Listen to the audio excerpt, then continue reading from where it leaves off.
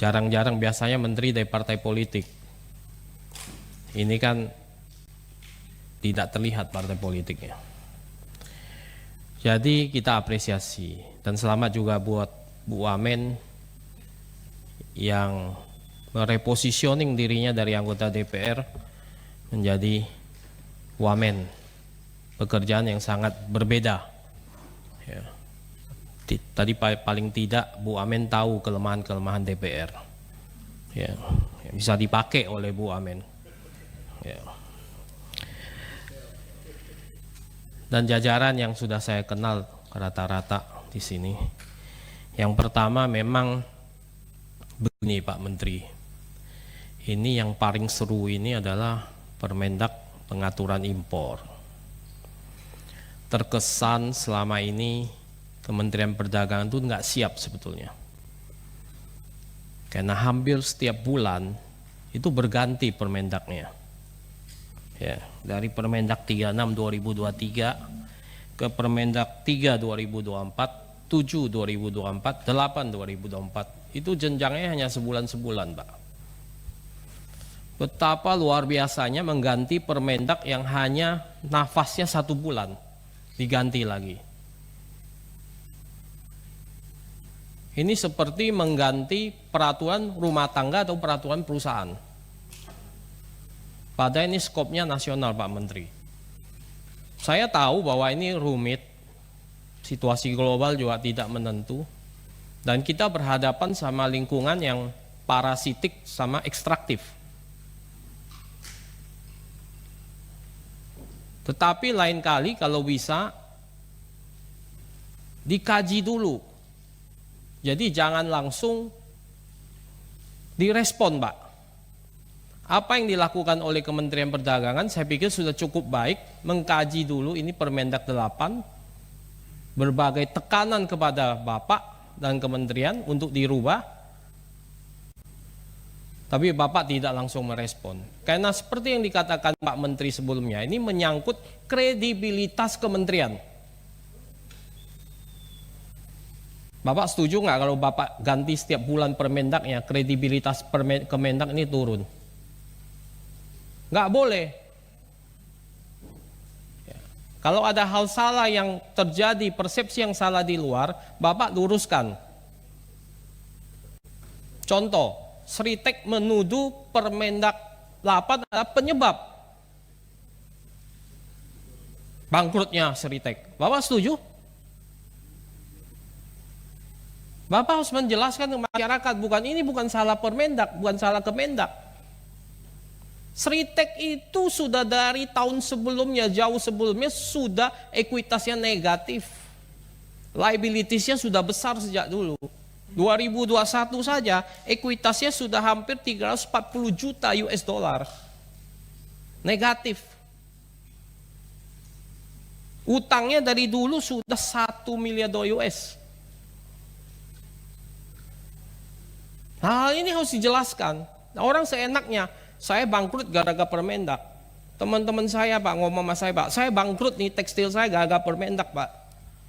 Wah, saya bilang betapa beratnya Pak Budi Santoso menanggung dosa daripada pebisnis ini. Yang semua dilempar ke Bapak. Entah saya bangkrut, saya ngomong Bapak juga gitu. Ya. Tapi Bapak harus punya jubir menjelaskan dengan baik. Kalau ada serangan dari kementerian lain, Bapak jawab, jangan diem. Ya, kementerian sebelah. Ini kan tarik-menarik Bu Wamen. Ya. Apakah Permendak 8 dicabut, langsung industri benar? Industri tekstil misalnya. Kan penyebab jatuhnya tekstil karena ilegal impor yang sekarang masih besar. Betul kan Pak? Hampir 2 miliar US yang tidak tercover itu ilegal impor tuh. 1,46 miliar US. Tahun 2024 aja masih 800 juta US dollar. Yang masuk ilegal, yang selisih pencatatan itu Pak Menteri. Antara yang diekspor China sama yang diimpor Indonesia ada selisih. Itulah ilegalnya. Jadi saya nggak mau Kemendak yang mitranya Komisi 6 ini membuat peraturan sebulan-sebulan keluar Permendak. Saya pikir Bapak juga nggak mau. Sebisa mungkin Bapak pertahankan dengan data yang akurat begitu Pak. Itu harapan saya. Ya ada telepon, ganti langsung. Waduh, Pak. Saya tahu tuh Permendak 8 saya lagi di Itali tuh Pak. Betul kan? Bersama teman-teman Kemendak juga itu. Nah ini nggak boleh terjadi lagi Pak Menteri. Itu catatan saya yang pertama. Pak Eko. Kira-kira begitu Pak Pimpinan. Iya bagus. Ya. Saya lapor tuh Pak Eko. Nah. Yang kedua, saya pertanyakan Satgas Ilegal Impor. Bahwa dengan masih masuknya ilegal impor tekstil yang cukup besar di tahun 2024 sampai Juni 2024 ini ada 800 juta US, berarti kan Satgasnya ini enggak efektif, Pak Menteri. Kan Satgas belum dibubarkan kan? Belum? Masih diperpanjang? Bagian nggak efektif Pak. Sementara ilegal import yang lain kok bisa tidak masuk? Padahal selisih harganya cukup tinggi Pak. Kok tekstil aja yang masuk terus ini? Apa sih kendala Bapak? Masalahnya apa sih? Saya lihat, wah begitu. Apa tuh? Penyitaan dibakar itu. Nggak tahu yang dibakar berapa itu. Langsung habis, tapi masih ada Pak. Jadi di mana salahnya? Saya minta Pak Menteri menjelaskan.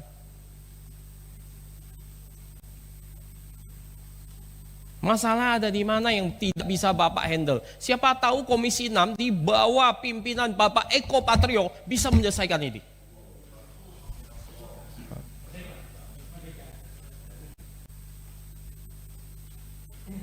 Itu saya minta nanti dikasih tahu.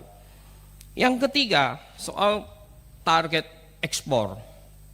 Ini kan Pak Prabowo pertumbuhan ekonomi pingin nanti 8% Pak. Bapak saya lihat di berita mesti menggenjot 7-9%. Tapi juga ada syarat kedua Pak, supaya bisa 8%, UMKM-nya harus naik 12,5% naik kelas. Supaya bisa masuk ke 8%.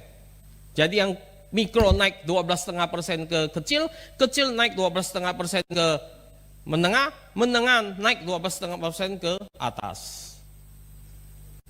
Nah, saya nggak melihat paparan detail. Nanti saya pingin banget mendengar paparan dari Bu Wamen. Detailnya seperti apa.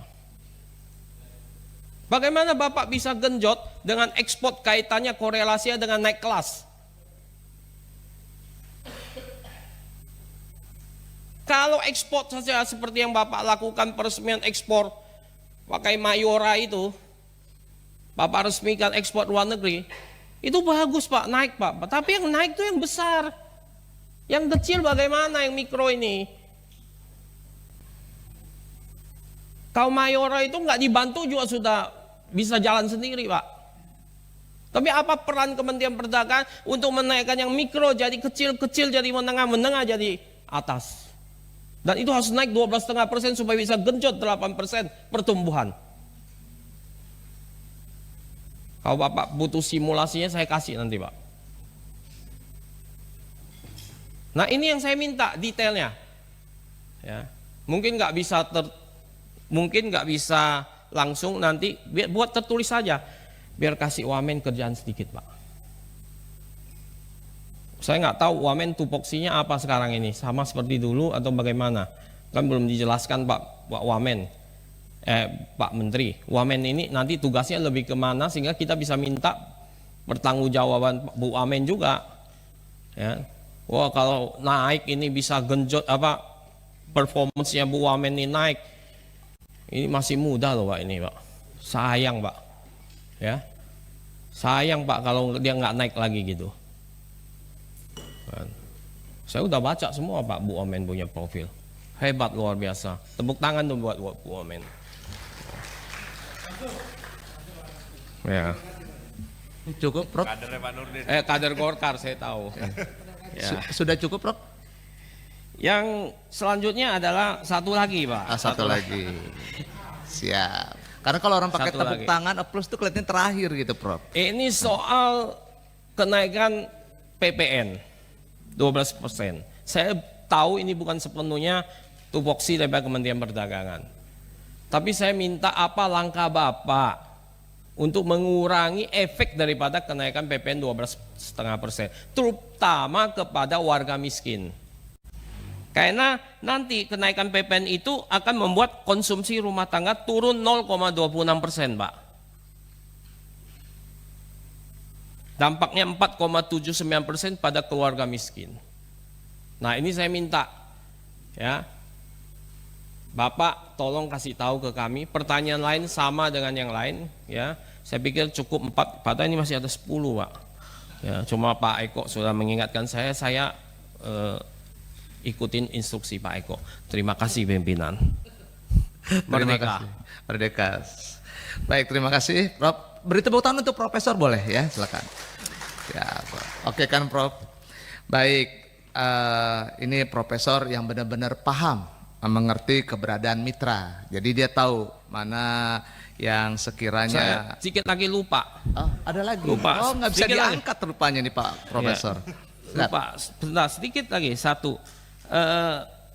Di tekstil Pak ada 252 HS code yang tidak PI dan tidak LS. 252 yang tidak PI dan tidak LS.